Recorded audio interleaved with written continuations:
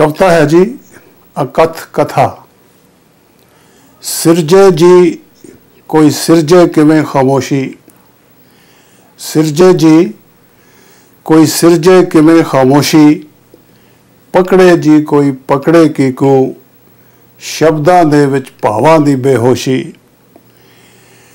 पारे वांग डलकदा छिण छिण अखियां नूं चुंधियावे, पारे वांग डलकदा छिण छिण अखियां नूं चुंधियावे, बेआवाज़ आवाज़ च छिण छिण फुल वांगू खिड़ जावे।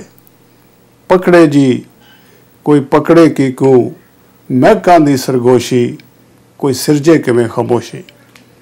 तो दूसरा बंद है, शब्दां दे दर सौड़े हन ते कद अर्थां दे उच्चे, शब्दां दे दर सौड़े हन ते कद अर्थां दे उच्चे, बहु दिशावी चेतन अनुभव कवन सुधर जित टुके, शब्दां बाझों अर्थ बेअर्थे मरदे विच नमोशी, कोई सिरजे किवें खामोशी।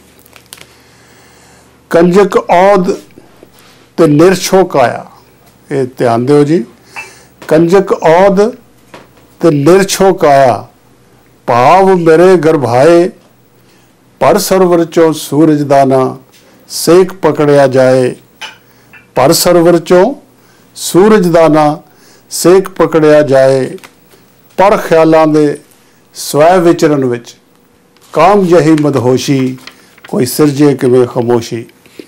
समय दे संकल्प बारे एक बंद है, सूइयां एक गेड़े विच बज्जियां समय नूं अंकी जावण, सूइयां एक गेड़े विच बज्जियां समय नूं अंकी जावण, पर निरंक समय दियां रमज़ां सूइयां चों लंघ जावण, इस तरह काली परवाह विच एक जानी हुई फरामोशी, कोई सिरजे किवें खामोशी।